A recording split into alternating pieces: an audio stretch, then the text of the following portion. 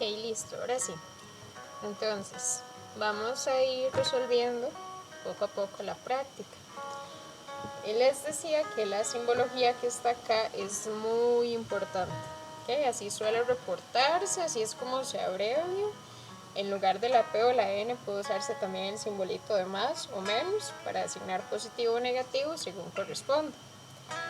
La idea de esta práctica es reforzar un poco el laboratorio por el hecho de que casi no tuvimos laboratorio y fue un poco desastroso. Entonces la idea es venir a suplir un poco esa deficiencia. Entonces, en la primera, dice, usted tiene una preparación al fresco de una muestra de secreción vaginal. ¿Con qué objetivo del microscopio óptico lo observa?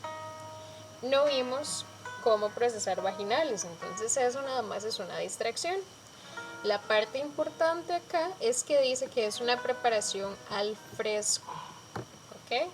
Y las preparaciones al fresco, es decir, con solución salina generalmente, se ven siempre en el objetivo de 40x. Esa es la respuesta de él, que se debe observar a 40x. En la segunda, mencione 2 cuidados a tener en cuenta para el correcto uso y funcionamiento del objetivo de inmersión. Acá hay varias cosas, muchas respuestas, pero puede ser tener el cuidado de poner el aceite de inmersión para enfocar con este objetivo. Recuerden que es el de 100x, pero también se le dice objetivo de inmersión por el aceite, porque si no tiene el aceite, uno jamás en la vida va a enfocar. Otro de los cuidados que hay que tener es no pegar el portaobjetos al objetivo, porque uno podría joder el lente, y también limpiarlo con papel de lente después de usar, porque si no va quedando, cada vez que se utiliza, el aceite de inmersión ahí se va secando y hace una costra y luego no funciona bien el objetivo y cuesta mucho enfocar. La número 3, ¿cuál es el orden correcto y función de cada uno de los colorantes de la tinción de Gram? Esta se las he preguntado muchas veces, probablemente se las voy a volver a preguntar, porque es muy importante que ustedes de verdad entiendan cómo funciona, porque es una tinción que van a hacer todos los días de la vida en un laboratorio. Entonces, el primer colorante es el cristal violeta, que la función es hacer la tinción inicial, ¿ok? Nos va a teñir las gram positivas. Luego tenemos el Lugol, que la función es funcionar, valga la redundancia, como un mordente, que eso es que va a ser un complejo Lugol cristal violeta para que el colorante se adhiera todavía más a la célula. El tercero es el alcohol acetona. La idea de este reactivo es decolorar, ¿ok? Eliminar el cristal violeta donde no debe estar. Y por último, la azafranina, que va a ser la contratinción, en este caso para teñir las gram negativas, ¿ok? Si ocupo que entiendan bien esta tinción, para atrás y para adelante. Luego la cuarta, explique brevemente el proceso de toma de una muestra para un frotis faríngeo. Esto ustedes lo tienen en la práctica, esto lo hicieron, entonces no creo que tenga que repasárselos de nuevo. Nada más tener en cuenta que todo debe hacerse de acuerdo a la técnica aséptica, ¿ok? Guantes, todo limpio, no estar estornudando y respirando encima de la muestra, ese tipo de cosas. Pero el procedimiento lo pueden ver en la práctica, ahí está. Luego, esta parte sí es muy importante. ¿Se acuerdan que tuvimos algunos laboratorios en los que vimos láminas? Pero fue muy poco tiempo. Entonces, acá cuando yo les pregunto la forma de la bacteria, me refiero a si es un coco, un bacilo, un coco bacilo, un vibrio, a eso me refiero, a la forma. Eso lo vimos en la clase de bacterias, de generalidades. Y cuando les pregunto por la clasificación según la tinción de Gram, a lo que me refiero es si es Gram positiva o Gram negativa. ¿Okay? Entonces, esta imagen de acá, ven que las bacterias tienen forma esférica, es decir, son cocos y están de color morado. Entonces la respuesta de las 5 es cocos gram positivos. Luego en esta es la misma pregunta, nada más una imagen distinta. Ven que tienen forma de bastón, entonces son bacilos y están de color morado. Entonces, bacilos gram positivos. En la número 7 tenemos dos cosas, ¿ok? Los esféricos, que son cocos, están de color morado, entonces son cocos gram positivos. Pero también tenemos estos otros que son los bacilos gram negativos. ¿Okay? Entonces la respuesta de la 7 es cocos gram positivos y bacilos gram negativos. Y es una parte con dos preguntas. Entonces, ¿se puede afirmar que es un frotis de un cultivo puro? No, porque tenemos dos bacterias diferentes, ¿ok? Las anteriores sí son de algún cultivo puro, porque es lo único que hay. Pero acá tenemos dos cosas completamente diferentes. Recuerden que la idea de un cultivo puro es aislar y purificar el patógeno necesario. La 8 va siguiendo la misma línea. ¿Cuál es la forma de las bacterias y cómo se clasifican según el gramo? Tienen forma de bastón, entonces son bacilos y están rosados. Entonces son bacilos gram negativos. Esta otra, no les pregunté por bacterias porque eso no son bacterias, son levaduras. ¿Ok? Entonces la respuesta de la 8 son levaduras. Ven que son mucho más grandes. Y recuerden que en un quiz habíamos visto por qué las levaduras se tiñen de color morado. Okay, no son bacterias, pero igual son elementos que pueden estar en un frotis que se van a teñir con la tinción. Se tiñen de color morado porque ellas tienen la pared celular muy gruesa. Okay, entonces van a funcionar como si fueran gram positivas en este caso. Y las podemos diferenciar de los cocos gram positivos por el tamaño. Okay, vean bien esta imagen, además que se ve que algunas están conectadas con otras, que eso es cuando las levaduras están empezando a gemar. Y en esta de acá, por ejemplo, se ven completamente diferentes y muchísimo más pequeñas. Okay. Entonces la respuesta de la 9 es levaduras. Y como no son bacterias, no las clasificamos por medio del gramo, porque el gramo es para clasificar bacterias. En la número 10 ya tenemos algo un poquito más complejo. Habían varias láminas de las que yo les llevé que tenían esto. Esta es una foto real, no de internet, porque las de internet se ven preciosas y nunca se ve así de bonito. Esta es de una secreción uretral de un paciente que tiene gonorrea. Entonces acá tenemos que ver dos cosas. Todas estas células que están acá son neutrófilos, que es un tipo de glóbulos blancos. ¿Okay? Con que pongan glóbulos blancos está bien. Y adentro de los glóbulos blancos tenemos diplococos gram negativos. Y también están afuera. ¿Okay? Eso es de valor diagnóstico para poder diferenciar una gonorrea. Pero acá lo importante, la respuesta es que se ven glóbulos blancos o leucocitos y diplococos gram negativos. ¿Okay? Acá ya entra la clasificación de diplococos, que recuerden que son dos cocos pegaditos, como se ven acá la mayoría. Okay, por ejemplo, estos que están aquí arriba o estos otros, o inclusive los que están dentro de los leucocitos. La número 11 tiene que ver con medios de cultivo. Dice, si usted tiene un agar MacConkey con crecimiento de colonias lactosa positivo, puede saber qué tipo de bacterias son sin necesidad de hacer ninguna prueba extra. ¿Por qué? Recordemos que el agar MacConkey es un medio selectivo diferencial. ¿Okay? ¿Por qué selectivo? Porque tiene varios componentes que nos van a inhibir el crecimiento de todas las bacterias gram positivas.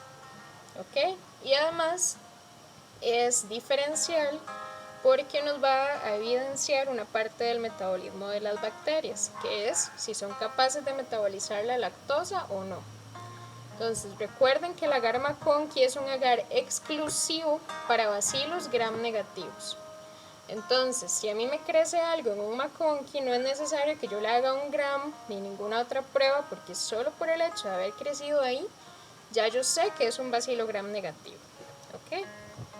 Eso es lo importante de los medios, chicos, ver qué crece y por qué, y de qué color se ve y qué significa que se vea de un color o de otro.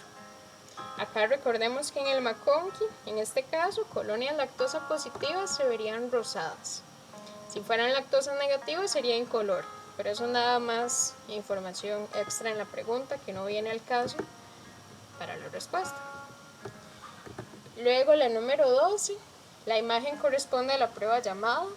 Esta es la oxidasa. Es la misma imagen que tienen en el documento del laboratorio de ese día. Recuerden que la de la izquierda, cuando se ve incolora o a veces con un tono un poco amarillo, es oxidasa negativo. Cuando se ve de color azul morado, es que está positivo. Luego la número 13, ¿cómo se observa una prueba de catalasa positiva y qué indica? Recuerden que la catalasa nos ayuda a diferenciar cocos, ¿ok? Los bacilos no tienen nada que hacer con una catalasa.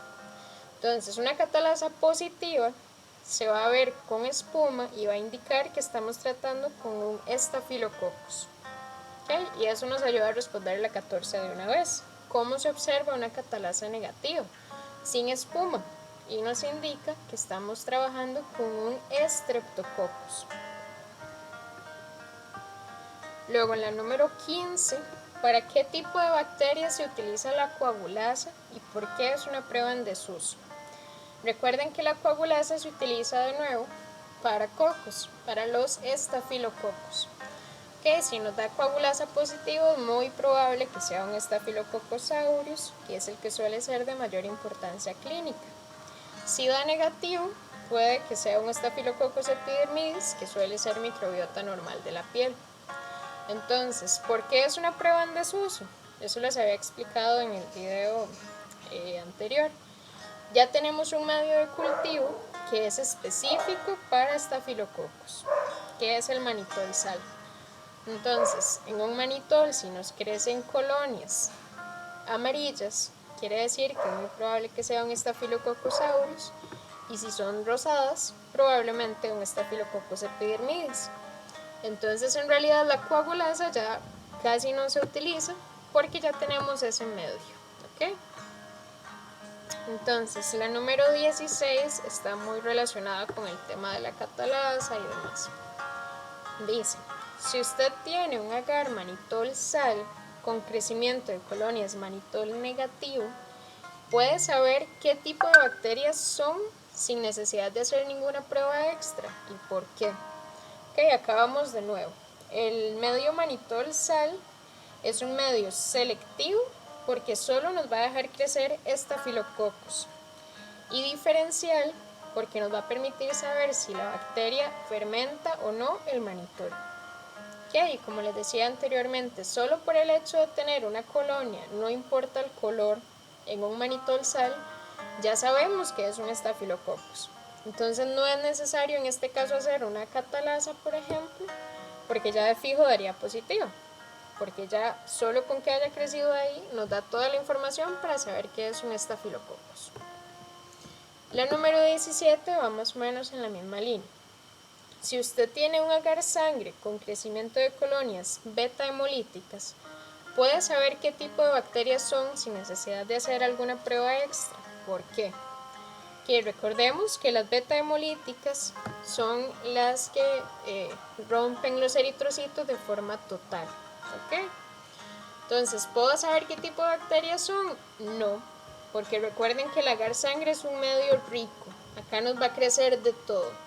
Yo no sé si esa bacteria va a ser un bacilo, si es un coco, si es gram positivo o gram negativo, no puedo saber nada. Cuando algo nos crece en agar sangre, tenemos que revisar la morfología colonial, es decir, cómo se ve esa colonia que creció, si es opaca, si es transparente, si es muy blanca, pero casi siempre tenemos que realizar un gram para estar seguros de qué es lo que nos creció en el agar sangre, porque crece de todo por ser un agar rico. ¿Okay? Esta, la número 18, ¿cuál es la forma de las bacterias que se ven en la imagen y la clasificación según el gramo? Estas bacterias son las más difíciles de aprender a identificar. Son cocobacilos gram negativos. Recuerden que los cocobacilos es un estado intermedio entre los cocos y los bacilos. Entonces suelen verse como si fueran bacilos muy gorditos. Entonces, ¿cuál es la clave acá para aprender a diferenciarlos? Vean los grumos que hacen los cocobacilos. ¿Ok? Eso es la clave para poder aprender a identificarlos. Entonces, si en la incógnita ven una imagen como esta, con ese montón de grumos, van a ser los cocobacilos. Y en este caso están negativos porque se ven de color rosado. ¿Ok? Además, en esta imagen, si ven un poco más de cerca, no solo tenemos los cocobacilos. Vean, por ejemplo, acá o en este otro lugar, se ven algunos puntitos morados. ¿Ok? Esos son cocos gram positivos. Entonces en esta imagen tenemos las dos cosas. Vean estos acá juntos, cocos gram positivos, y todo lo demás son cocobacilos gram negativos. Entonces con esta, de nuevo, como les dije, la pista es que ustedes vean esos grumos, porque los cocobacilos siempre hacen ese tipo de cosas y en realidad ayudan muchísimo a orientar el diagnóstico, porque a veces es un poco confuso verlos en el microscopio. Luego en la 19 es igual. ¿Qué bacterias tenemos y cómo se clasifican según el gramo? Ok, acá tenemos dos cosas. Los que se ven como bastones van a ser bacilos y están de color morado. Entonces son bacilos gram positivos. Pero además hay otros chiquititos esféricos que van a ser cocos. Y de nuevo están de color morado. Entonces son cocos gram positivos. La respuesta de la 19 son cocos gram positivos y bacilos gram positivos. Y esta es la número 20, la última, si mal no recuerdo. De nuevo, ¿cuál es la forma de las bacterias de la imagen y cómo se clasifican según el gramo? Ok, acá primero se ven todos esféricos, entonces estamos hablando de cocos. Y segundo, se ven de color morado, entonces son cocos gram positivos. Pero acá hay una cosa extra. Recuerden que los cocos, de acuerdo a cómo se acomodaran, se clasifican diferente.